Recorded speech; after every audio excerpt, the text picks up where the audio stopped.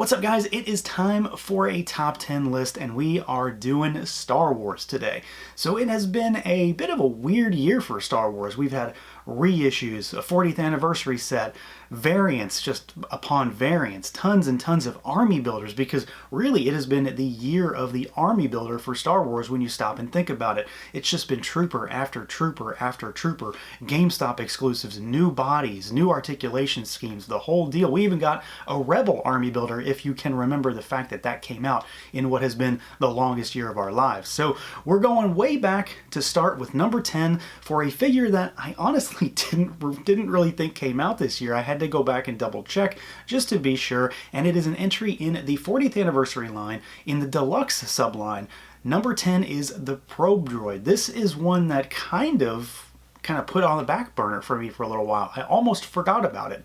But when I went back to do this list, I realized just how much I do love this figure. It's big, it's bulky, it's a very unique droid, and I've wanted more and more droids in this line. It comes with a flight stand, it comes with a base, it's got good paint applications, the sculpt is fantastic, it's from my favorite movie. So there's really a lot of reasons why I'm really happy with this thing, but it's also just the fact that they branched out into more droid stuff when it came to doing the line. Not to mention the fact that they did put it in the deluxe line, and we didn't have to buy it in some sort of exclusive set. You just got it, and you were done, and it was a great entry in the 40th anniversary line. Definitely a high point when that subline started out.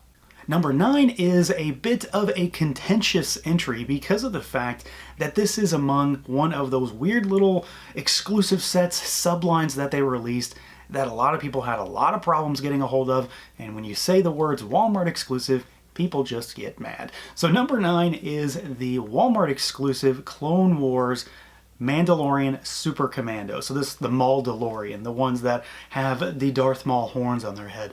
This figure has its issues, but it's all about the look for me. It is, of course, built on that old Jango Fett body with some new parts, but it looks amazing. It displays perfectly. It moves decently enough, but it's all about the looks. I love everything about the way this figure looks. It's incredibly unique. It's striking. It has a fantastic shelf presence, and it's just a fun figure. It's more Mandalorian stuff, and of course, I mean, we're all here for that. So outside of the fact that it was a Walmart exclusive, this guy was a very welcome entry in the line.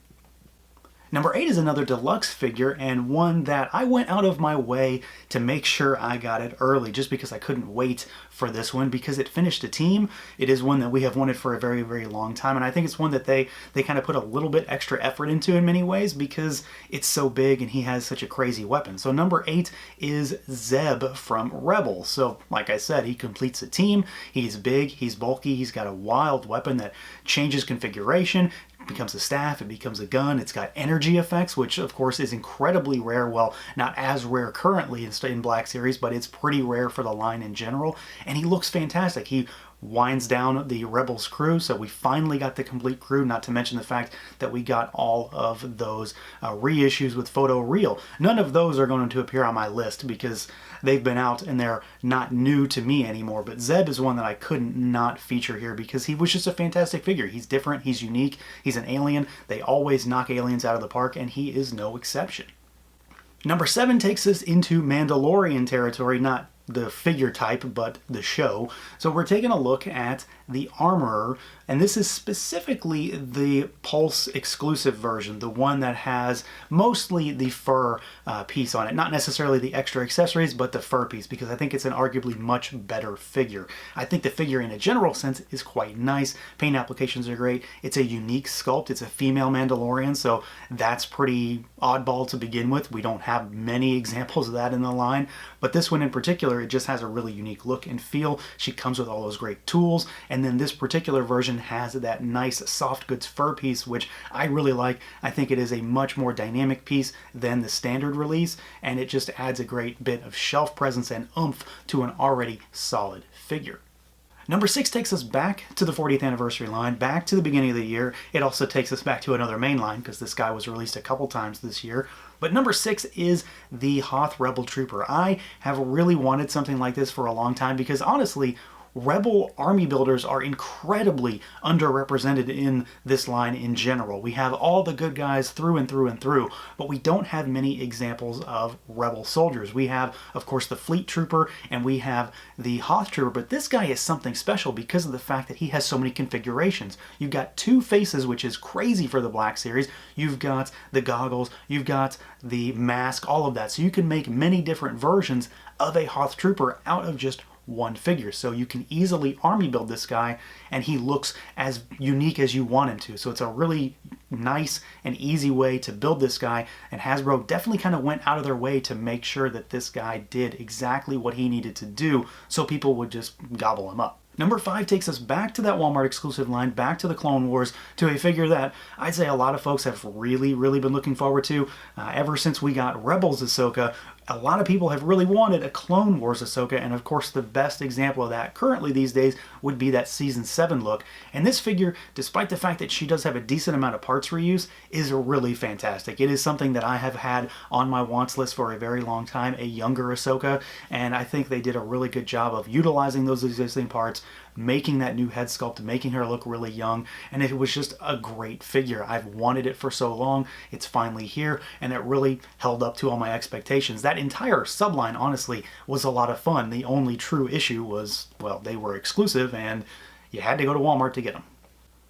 Number 4 is one that I thought might be a little bit higher on the list just based on how last year went, but there's a lot of good figures that round out the list this year, and this guy has a little bit of an asterisk next to it. So number 4 is the Beskar Mandalorian. He is, of course, the Mando, so he's going to appear on the list no matter what, but this guy is a really fantastic figure. It looks great. It's probably the preferred version for most folks out there, but the asterisk comes in because I would say that this really pertains mostly to the regular release for me, not necessarily the deluxe pack. And then if you want to throw in the kiddo with him as well, you probably do it because they really are a package deal. I don't necessarily think that Grogu deserves a spot on the list all his own, but when you package him with the Mando as a set, you know, both single releases, or if you want to do that 2-pack where they've got the pram and everything, it's a nice little team, of course, and it's two figures that really work nicely together. You can't really have one without the other.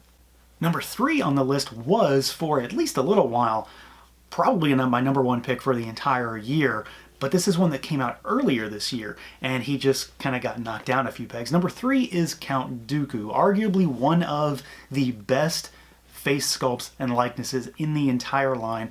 Through and through, I think they absolutely nailed it 100%. The figure moves well. The looks are fantastic. I mean, it kills a Figuarts, if that says anything. It's the better version between a Black Series and a Figuarts release in many respects. And then you've got that crazy swooshing lightsaber effect piece, which I don't know why has not been implemented in every other lightsaber-wielding figure yet, but they need to. It was one of my favorite aspects of that entire figure, outside of the fact that, I mean, it just looks perfect. But the release was really well done. They did a great job with the overall aesthetics. Even the soft goods are pretty good for a Black Series figure. So it's just an all-around great release.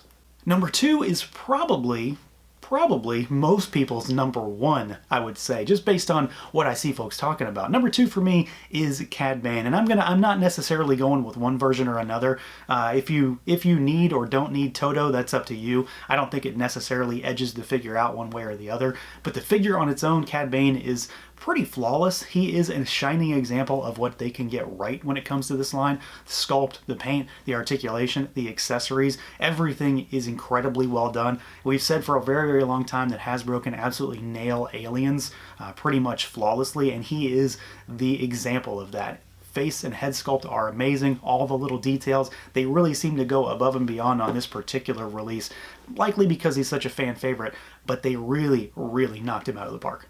And then for my number 1 pick, I don't know if it's been obvious at this point what hasn't been mentioned, and I'm going to go with a little bit of an honorable mention before that, because honestly, any of the new body troopers are pretty much some of the favorite things for me this year, but in particular, the new Stormtrooper is my number 1 pick for the year. It is something that I have wanted them to go back and redo pretty much since the first time it ever came out. It has been a long time coming. The new updated articulation on this thing is just fantastic. The sculpt is tremendous. It looks far more accurate than we've ever gotten before. I mean, if it says anything, I have enough of these guys scattered all over the house right now to have a troop that is open and a troop that I have yet to open, because I have way too many of these figures. I just kept buying them without knowing what I was going to do with them, because I just wanted more and more troopers, and they are arguably one of the best army builders of all time, and Hasbro did exactly what I wanted them to, and they made it so much better, so much better. It is a shining example of what we need when it comes to more army builders. Not that we need too many more, because again, they gave us 1 million this year, but this is what I want to happen with every other kind of trooper. All the clones, all of the troopers of any kind, bring them out with new updated articulation that can match this figure. So that is it for my top 10 list of the year. I would love to know what you think of this list, because honestly, I swear I'm missing a few figures this time around. There's got to be something that I didn't think about, but it has been a crazy year, and there is a mountain of Star Wars figures that I had to sift through just to make sure that these 10 were on the list. So let me know what you guys think. Let me know what your list is, and I'll catch you next time.